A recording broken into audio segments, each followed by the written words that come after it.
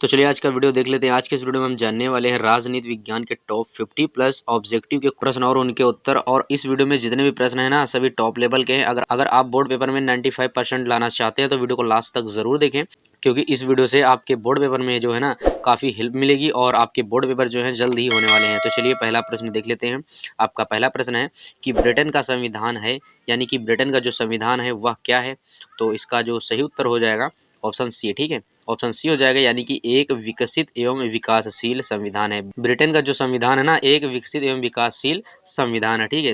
तो गाइस मैं आप लोगों को बता देता हूँ कि आपके राजनीति विज्ञान का जो ऑब्जेक्टिव पेपर होगा आपका एक प्रश्न होगा, ठीक है, आपका एक प्रश्न होगा और आपके 4 ऑप्शन होंगे जिसमें आपको राइट आंसर जो होगा उसे आपको सेलेक्ट करना होगा, ठीक है। तो चलिए दूसरा प्रश्न देख लेते हैं। आपका दूसरा प्रश्न है कि ब्रिटिश संविधान का उद्घाटन तिथि क्या है, यानी कि ब्रिटिश का संविधान कब लागू किया गया था। तो इसका सही उत्तर हो जाएगा ऑप्शन डी, यानी कि कोई उद्घाटन तिथि नहीं है, ठीक है, कोई उद्घाटन तिथि नहीं है। इनमें से कोई उद्घाटन तिथि नहीं है। तो चलिए अगला प्रश्न देखते हैं। आपका अगला प्रश्न है कि ब्रिटेन का संविधान आधारित है, जो ब्रिटेन का संविधान है वह किस पर आधारित है। तो इसका सही उत्तर हो जाएगा ऑप्शन डी, यानी कि उपरोक्त सभी, ठीक है। उपरोक्त सभी का मतलब न्यायालयों के निर्णय एंड रीति रिवाजों पे एंड परंपराओं में, ठीक है। ऑप्शन डी इसका सही हो जाएगा उपरोक्त सभी, ठीक है। चलिए अगला प्रश्न देखते हैं। आपका अगला प्रश्न ब्रिटिश संविधान के स्रोत है, ब्रिटिश संविधान के स्रोत कौन कौन से हैं। तो इसका सही उत्तर होगा ऑप्शन डी, यानी कि उपरोक्त सभी, ठीक है। उपरोक्त सभी का मतलब होगा विभिन्न प्रकार के कानून एंड अध्यादेश एंड परंपरा, ठीक है।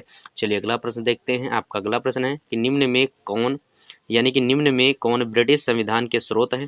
तो इसका सही उत्तर हो जाएगा ऑप्शन डी, यानी कि ये सभी, ठीक है, ये सभी। चलिए अगला प्रश्न देखते हैं। आपका अगला प्रश्न है कि ब्रिटिश शासन व्यवस्था में सर्वाधिक अंश किसका है, यानी कि ब्रिटिश शासन व्यवस्था में जो सर्वाधिक अंश है वह किसका है। तो इसका सही उत्तर होगा ऑप्शन डी, यानी कि उपरोक्त सभी, ठीक है। उपरोक्त सभी का मतलब प्रथाओं का, परंपराओं का एवं यानी विद्वानों न्याय शास्त्रियों के ग्रंथ, ठीक है। चलिए अगला प्रश्न देखते हैं। आपका अगला प्रश्न है कि सिद्धांत तथा व्यवहार के अंतर किस देश के संविधान की विशेषता है, यानी कि सिद्धांत तथा व्यवहार के अंतर किस देश के संविधान की विशेषता है। तो इसका सही उत्तर होगा ऑप्शन ए, यानी कि ब्रिटेन का, ठीक है। चलिए अगला प्रश्न देखते हैं। आपका अगला प्रश्न है कि जैसी प्रतीत, यानी कि जैसी प्रतीत होती है वैसी है नहीं और जैसी है वैसी प्रतीत नहीं होती किस संवैधानिक व्यवस्था के बारे में कहा जाता है। तो इसका सही उत्तर होगा ऑप्शन डी, यानी कि ब्रिटेन, ठीक है। चलिए अगला प्रश्न देखते हैं। आपका अगला प्रश्न है कि 19वीं शताब्दी तक जिस रूप में ब्रिटिश शासन व्यवस्था का विकास हुआ उसकी विशेषताएं क्या हैं, यानी कि 19वीं शताब्दी में जिस रूप में ब्रिटिश शासन की व्यवस्था का विकास हुआ था उसकी विशेषताएं क्या हैं। तो इसका सही उत्तर होगा ऑप्शन डी, यानी कि उपरोक्त सभी। उपरोक्त सभी मतलब संसद का की सर्वोच्चता एवं केंद्रीय शासन व्यवस्था में संपूर्ण देश का संप्रभुत्व एंड विधि राज्य की स्थापना, ठीक है। तो चलिए अगला प्रश्न देखते हैं। आपका अगला प्रश्न होगा कि ब्रिटेन का संवैधानिक इतिहास वस्तुतः सम्राट तथा पार्लियामेंट के मध्य संघर्ष का इतिहास है, यह क्या है। तो इसका सही उत्तर होगा ऑप्शन सी, यानी कि पूर्णतः सत्य है, ठीक है, पूर्णतः यह कथन सत्य है। तो चलिए अगला प्रश्न देखते हैं। आपका अगला प्रश्न है कि किस घटना ने ब्रिटिश पार्लियामेंट की सर्वोपरिता अथवा संप्रभुता को सिद्ध कर दिया है। इसका सही उत्तर होगा ऑप्शन ए, यानी कि 1688 की घटना, ठीक है, 1688 की घटना। चलिए अगला प्रश्न देखते हैं। आपका अगला प्रश्न है कि ब्रिटिश संविधान के विकास में किन किन का महत्वपूर्ण योगदान रहा है। तो इसका सही उत्तर होगा ऑप्शन डी, यानी कि उपरोक्त सभी, यानी कि सम्राट के राजाधिकार एवं न्यायालयों का निर्णय एवं लोक विधि का कामन ला, ठीक है। चलिए अगला प्रश्न देखते हैं। आपका अगला प्रश्न है कि किसने लिखा है कि स्त्री को पुरुष तथा पुरुष को स्त्री बनाने के अतिरिक्त पार्लियामेंट सब कुछ कर सकती है। तो इसका सही उत्तर होगा ऑप्शन बी, यानी कि गार्नर ने कहा। चलिए अगला प्रश्न देखते हैं। आपका अगला प्रश्न कि ब्रिटेन में सर्वोच्च कौन है, यानी कि ब्रिटेन में सर्वोच्च जो है वो कौन है। तो इसका सही उत्तर होगा ऑप्शन बी, यानी कि पार्लियामेंट, ठीक है, पार्लियामेंट जो है वह ब्रिटेन के सर्वोच्च है। चलिए अगला प्रश्न देखते हैं। आपका अगला प्रश्न है कि ब्रिटेन में कोई भी व्यक्ति अथवा व्यक्ति समूह पार्लियामेंट की गतिविधियों को सीमित नहीं कर सकता, यह कथन है सत्य है या असत्य है। तो इसका सही उत्तर होगा ऑप्शन सी, यानी कि पूर्णतः सत्य है, ठीक है। चलिए अगला प्रश्न देखते हैं। आपका अगला प्रश्न है कि ब्रिटेन में कौन सी शासन प्रणाली लागू है, यानी कि ब्रिटेन में कौन सी शासन प्रणाली लागू है। तो इसका राइट आंसर हो जाएगा ऑप्शन ए, यानी कि एकात्मक शासन प्रणाली लागू, ठीक है। चलिए अगला प्रश्न देखते हैं। आपका अगला प्रश्न है कि ब्रुजेस समूह का अध्यक्ष कौन है। ब्रुजेस समूह का अध्यक्ष जो है वह कौन है। तो इसका सही उत्तर होगा ऑप्शन बी, यानी कि मार्गरेट थैचर, ठीक है, मार्गरेट थैचर। चलिए अगला प्रश्न देखते हैं। आपका अगला प्रश्न है कि पार्लियामेंट की सर्वोपारिता का एक परिणाम यह है कि ब्रिटिश शासन व्यवस्था, यानी कि कौन सा परिणाम है वह कौन सा है। तो इसका सही उत्तर होगा ऑप्शन सी, यानी कि एकात्मक, ठीक है। एकात्मक शासन व्यवस्था। चलिए अगला प्रश्न देखते हैं। आपका अगला प्रश्न है कि ब्रिटेन में संपूर्ण देश का शासन एक ही केंद्र बिंदु से किया जाता है। यह केंद्र बिंदु है, यानी कि वह केंद्र बिंदु जो है वह कौन सा है? तो इसका सही उत्तर होगा ऑप्शन ए, यानी कि लंदन से। ठीक है।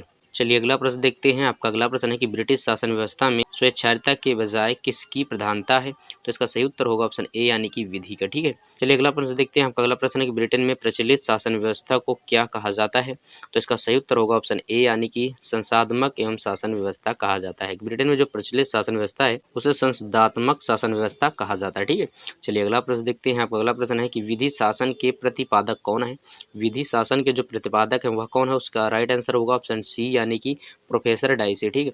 प्रोफेसर डाइसी जो है वे विधि शासन के प्रतिपादक है। ठीक है। चलिए अगला प्रश्न देखते हैं। आपका अगला प्रश्न है कि संसदात्मक लोकतंत्र की विशेषता क्या है? तो इसका सही उत्तर होगा ऑप्शन ए, यानी कि कार्यकारिणी का संसद के प्रति उत्तरदायी होना। ठीक है। चलिए अगला प्रश्न देखते हैं। आपका अगला प्रश्न है कि संसदात्मक शासन प्रणाली की क्या विशेषता होती है? संसदात्मक शासन प्रणाली की विशेषताएं जो होती हैं वह होती हैं कि संसद में ही एक कार्यकारिणी का गठन, कार्यकारिणी का संसद के प्रति उत्तरदायी होना एवं कार्यकारिणी का कार्यकाल संसद की इच्छा पर निर्भर होना। ठीक है। तो इसका सही उत्तर होगा ऑप्शन डी, यानी कि उपरोक्त सभी। चलिए अगला प्रश्न देखते हैं। आपका अगला प्रश्न कि ब्रिटिश संविधान के मुख्य सामाजिक आधार कौन कौन से हैं? तो इसका सही उत्तर होगा ऑप्शन डी, यानी कि उपरोक्त सभी। ठीक है। चलिए अगला प्रश्न देखते हैं। आपका अगला प्रश्न कि ब्रिटेन संविधान के मुख्य सामाजिक आधार कौन कौन रहे हैं? तो इसका सही उत्तर होगा ऑप्शन डी, यानी कि उपरोक्त सभी। ठीक है।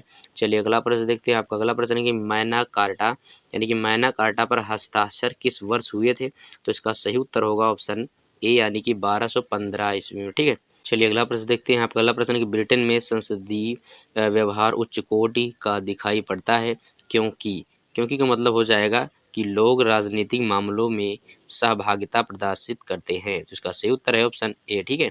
चलिए अगला प्रश्न देखते हैं। आपका अगला प्रश्न कि ब्रिटेन में साक्षरता कितने प्रतिशत है? यानी कि ब्रिटेन में जो साक्षरता है वह कितने प्रतिशत है? तो इसका सही उत्तर होगा ऑप्शन ए, यानी कि 98, यानी कि 98% है। ठीक है। 98% साक्षरता है ब्रिटेन में। ठीक है। अगला प्रश्न देखते हैं। आपका अगला प्रश्न है कि ब्रिटेन की कितने प्रतिशत जनसंख्या शहरों में निवास करती है? ब्रिटेन की जो जनसंख्या है वह कितनी प्रतिशत जो है कि शहरों में निवास करती है? तो इसका सही उत्तर होगा ऑप्शन बी, यानी कि 90%, यानी कि 90% जनसंख्या जो है वह शहरों में निवास करते हैं। ठीक है। चलिए अगला प्रश्न देखते हैं। आपका अगला प्रश्न किस अवधारणा को अपनाकर ब्रिटेन में सभी वर्गों के सामंजस्य स्थापित करने का प्रयास किया गया है? तो इसका सही उत्तर होगा ऑप्शन ए, यानी कि पंथ निरपेक्षता। ठीक है। पंथ निरपेक्षता। चलिए अगला प्रश्न देखते हैं। आपका अगला प्रश्न है कि ब्रिटेन में धार्मिक एवं जातीय विविधता किस प्रकार के शासन की स्थापना को सर्वसुलभ बना देती है? तो इसका सही उत्तर होगा ऑप्शन ए, यानी कि एकात्मक। ठीक है। एकात्मक धार्मिक एवं जाति की जो सत्ता है वो आपको सर्वसुलभ बना देती है। ठीक है। चलिए अगला प्रश्न देख लेते हैं। आपका अगला प्रश्न है कि श्वेत अश्वेत का मुद्दा किस देश की सामाजिक व्यवस्था का एक हिस्सा है? तो इसका सही उत्तर होगा ऑप्शन बी, यानी कि यूके। ठीक है। चलिए अगला प्रश्न देखते हैं। आपका अगला प्रश्न ब्रिटिश नागरिक किसके प्रति निष्ठावान है? तो इसका सही उत्तर होगा ऑप्शन ए, यानी कि सम्राट का। ठीक है। चलिए अगला प्रश्न देखते हैं। आपका अगला प्रश्न है कि ब्रिटेन में संसदीय लोकतंत्र की सफलता का एक बड़ा कारण क्या है? तो इसका सही उत्तर होगा ऑप्शन सी, यानी कि सम्राट के प्रति निष्ठावान। ठीक है। चलिए अगला प्रश्न देखते हैं। आपका अगला प्रश्न कि ब्रिटिश नागरिकों का अधिकांश भाग विरोधी है? तो इसका सही उत्तर होगा ऑप्शन ए, यानी कि क्रांतिकारी परिवर्तनों का। ठीक है। अगला प्रश्न देखते हैं। आपका अगला प्रश्न किस भावना के कारण ब्रिटिश लोगों को अलगाव की भावना बलवती नहीं हो पाती है? तो इसका सही उत्तर होगा ऑप्शन ए, यानी कि सम्राट के प्रति लगाव के कारण। ठीक है।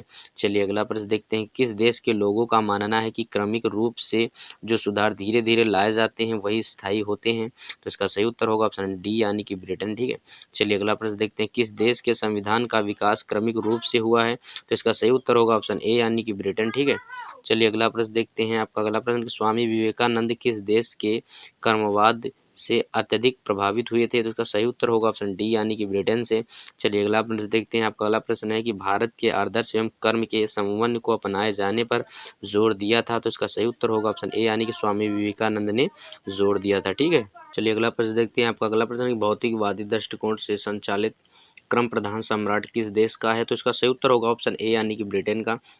चलिए अगला प्रश्न देखते हैं। आपका अगला प्रश्न किस अवधारणा के चलते ब्रिटेन की अभूतपूर्व उन्नति हुई है और श्रेष्ठ राजनीतिक परंपराओं का विकास हुआ है? तो इसका सही उत्तर होगा ऑप्शन सी यानी कि क्रमवादिता। ठीक है, चलिए अगला प्रश्न देखते हैं। आपका अगला प्रश्न है कि ब्रिटिश संविधान के मुख्य आधार क्या हैं? ब्रिटिश संविधान के जो मुख्य आधार हैं वह कौन कौन से? तो इसका सही उत्तर होगा ऑप्शन सी यानी कि आरोही कर प्रणाली। ठीक है, चलिए अगला प्रश्न देखते हैं। आपका अगला प्रश्न है कि ब्रिटेन में औद्योगिक क्रांति किस शताब्दी में हुई? तो इसका सही उत्तर होगा ऑप्शन सी यानी कि 17वीं तथा 18वीं। ठीक है, 17वीं एवं 18वीं। तो चलिए अगला प्रश्न देखते हैं। आपका अगला प्रश्न है कि किसके भय के कारण ब्रिटेन में आर्थिक असंतुलन की रोकथाम की गई थी?